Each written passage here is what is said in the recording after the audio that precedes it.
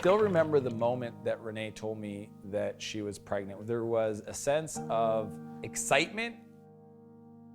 I always wanted to be a father, and then there was this huge sense of fear because I didn't want to repeat some of the elements of my childhood that didn't serve me. I didn't want to be a father that was always on the road, and I didn't want to be disconnected emotionally, have alcoholism around my kids. You know, if you've come from a challenging environment like I have, one of the most beautiful things is being the generation to stop that behavior.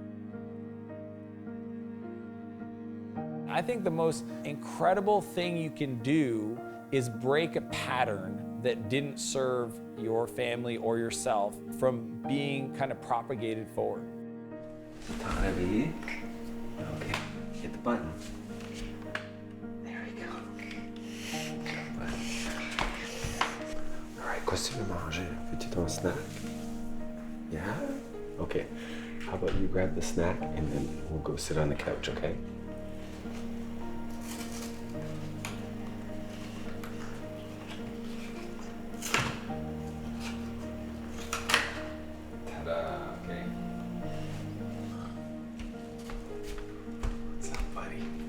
I know a lot of high-performing entrepreneurs, they're committed to not only their family and to their work, but also their personal health and their hobbies and their friendships. And the only way to get all those things in balance is creating a schedule and designing not only our day, our week, and our month, but really the year between Renee and I.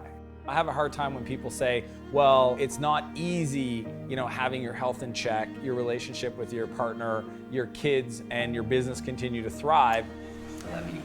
I love you. Yes, it's not easy, but is it doable? 100%. Is it something you can aspire to? 100%. I don't accept people that say, well, sometimes you need to put those things on the back burner. Look at my muscles. Whoa, calm down. Calm down, it's too big. And what I decided is take that belief, wrap it up, throw it out the window because it's not a good one. It actually is not true. And then ask myself, what would the integrated life look like? Can it work? And the answer is absolutely. Having a partner that's on the same page with you is everything. If Renee wasn't on board with that vision, if we didn't co-create that vision together, that would be like pushing a 10,000-pound boulder up a mountain. It would be almost impossible. I think it's to create this environment for our boys to learn and to know that they're loved and respected, and to teach them the values of serving other people. It requires Dan, it requires myself being happy and healthy, and us connecting and having great relationships with the boys. Dump it in. Can I get the strawberries out of the freezer? Yep. I'm going to pick. Okay. Now, you have to open this. So go like this and tear it open as hard as you can. I would also say that we have some very unique approaches to letting them struggle. There's actually parents out there that literally do everything for their 5-year-olds. And it's hard, and especially as a mother, it's hard to let go of these things, like filling up their own water bottles from the water thing on the fridge, or filling up their own, cereal bowls. But you have to let go. Oh, ew, disgusting. Yummy. It makes it green. Where's it in place? All right, so guys, why are you putting your headphones on? Because we can't hear it. Oh, so it's less loud? Okay. I believe that every kid is homeschooled, and the only difference is, do the parents know it or not? It's like the best homeschooling is done whether or not you choose for it to happen.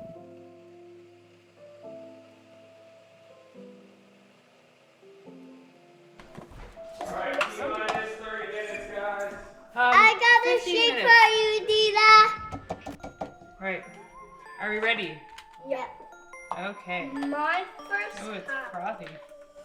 The only thing your kids want is for mom and dad to be happy. Like, that's it, number one thing. Yes, they want toys at Christmas, and they want vacations, and they want to go play, hockey or whatever it is, but Truth is, at their core, they just want to see mom and dad happy. So if you don't prioritize that and you tell me that the most important thing in your life is your kids, then there's a disconnect there. They're watching, and you can say you should do this and you should do that, but they're paying attention to what we're doing.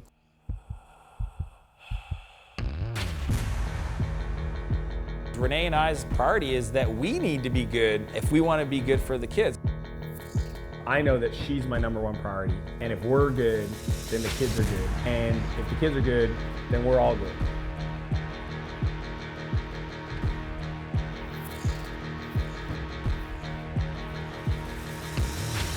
I'll be the first one to admit that we don't have a perfect life, and I don't want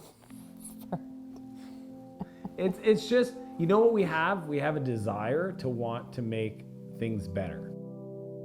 We have a want to make sure that the other person feels seen, cared for, and I think that we've instrumented the structure to allow us to ensure that things can't get bad for too long without us being aware of it.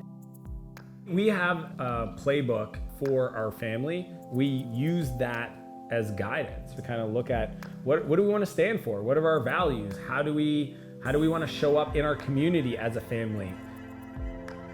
And I really believe that it's in every family, an entrepreneurial family or not, to integrate their life in a way that you can bring a level of joy and excitement and passion and presence for your kids, for your partner, that maybe you've never experienced before. That possibility is the why that drives me on a daily and weekly basis to keep pushing things forward. And it will always be my default approach to ask myself, does this still serve us? We just try to look at it from an integrated family point of view. How do we get everything we want to work? And if you look at it that way, it's actually not that hard. It's just most people never take the time to just design it.